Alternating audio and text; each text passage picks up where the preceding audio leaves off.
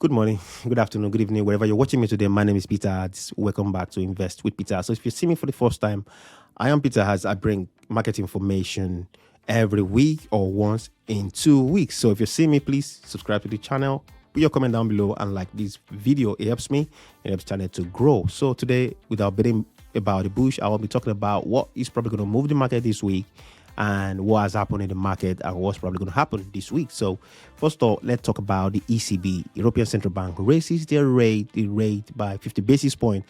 This has not happened in 11 years. So this comes as a surprise and people were wondering what's happening, why are they raising the rate up onto that level, but they're trying to fight inflation because they believe that's the only way they can fight inflation, because every European country are facing this issue of price at the pump, the reflect of what is happening in Ukraine and Russia and all that stuff. So this is how they're trying to fight the inflation at this point. So United Kingdom's inflation came out the other week by 9.4%, which is quite high. And people are wondering, are we going towards double-digit inflation numbers and all that stuff? And this is not really, is the environment in UK now. It's not been funny because we have change of government. Johnson is going. We're going to have another new phase in government, and they're all scrambling around what their plan, how are they going to fight inflation, how are they going to fight, recession and all that stuff, if we have one and all that stuff, or probably we're going through one, we don't know yet. So this was happening in UK and all that stuff, but people are still wondering, what are they going to do to make all the price of consumables and energy to come down, because people are saying they can't afford why the price that is going up. So government has to come in and do something. So now that's what's happening. So now let's talk about what's been happening within European Union members. So I think Putin has managed to split European members. You ask me why? Well, the reason being, Europeans have actually they've made a suggestion that during the winter time, gas is going to be rationed between the European Union members.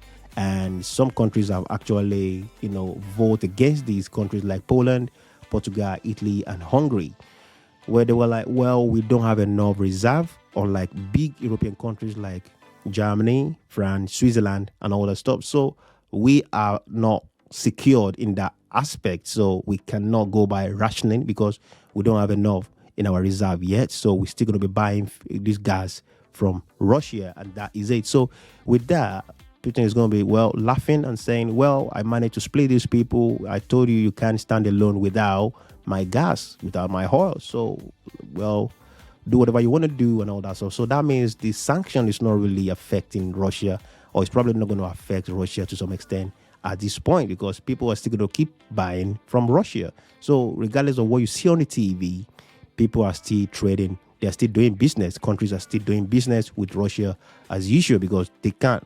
The independent that Russia has got concerning the energy and oil is unimaginable. So there's nothing they can do. There's no reserve or there's no substitute at this point. So expect European Union members to keep buying from Russia. So that's that, if you're interested. So that's the only thing, because European members, they're saying if they go by rationing, the countries that are poorer or the countries that do not have enough gas reserve, how are they going to fend? So it's going to affect people going to start freezing to death in their homes and all that stuff. No, that's not going to happen. We probably need Russia than you think. So that's what they're talking about, especially the government of Hungary. So that's what he said last week. So, and because Hungary government actually said they only have 45% of gas in reserve.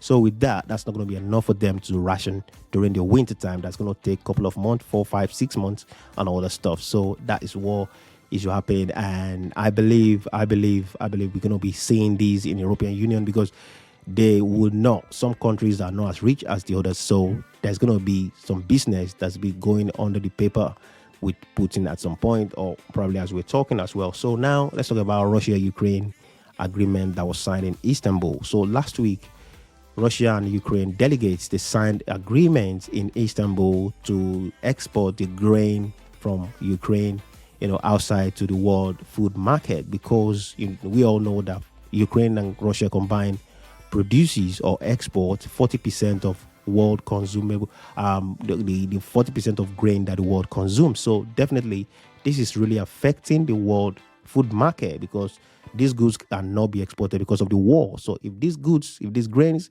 is able to be, exported, it's going to relieve the food crisis that we're having, that the farmers are having, because farmers can feed their animals with grain.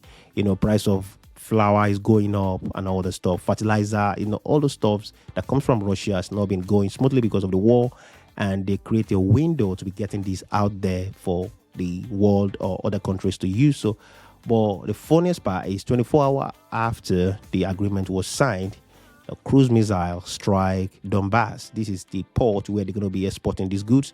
And Zelensky has been saying, well, that's why I told you guys that you can't believe whatever comes out of Russia. You can't believe Russian government. You can't believe Putin, because he's not a man of his word. He always change the goalpost at any point or any chance he has. So we can't trust these people. United Nation delegate and US delegate are really not happy about this. They were like, well, you signed the paperwork and you're going against your document just 24 hours after it was signed. That's not really looking good.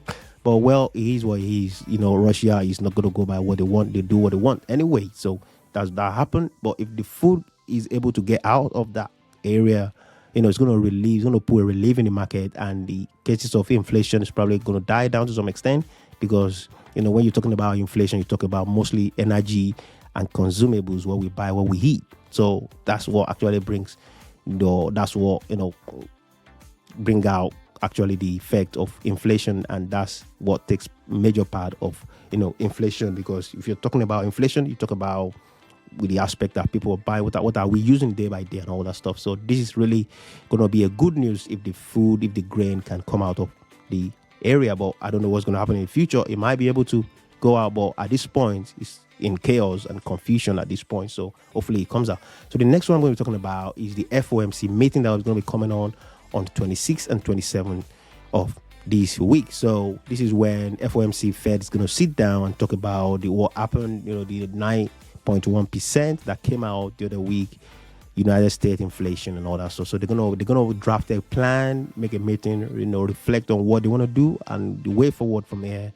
And this is when I think people should be buying, because it's either way is gonna move the market. So Jerome Powell is gonna come on the 27th and say, well, we've decided to raise rate by 75 basis points, and we keep looking at the market. Whatever market gives us the information, we follow, or we're going to do this, we're going to do that. And that's what is going to be, expected of him this week. So you might say anything, but some people are saying 100 basis points. I don't think that's going to happen. I think he's going to stick by 75 basis points. And probably after that, maybe September, it's going to be 50 basis points. And from there, 25 basis points. So I will be buying either way. I don't care.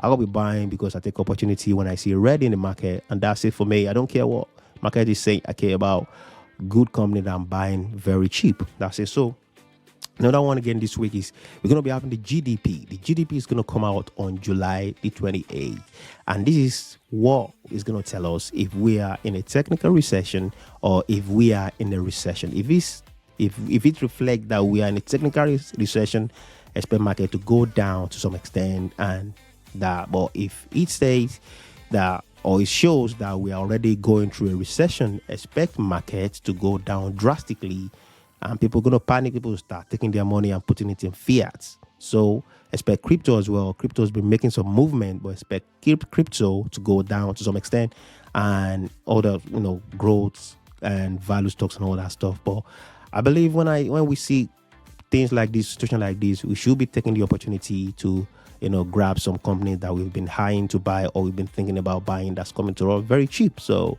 because we know millionaires are made during recession and during bear market. So be very careful what you're buying. Just wait until these dates and see the numbers before you start buying. Well, I don't want to waste your time.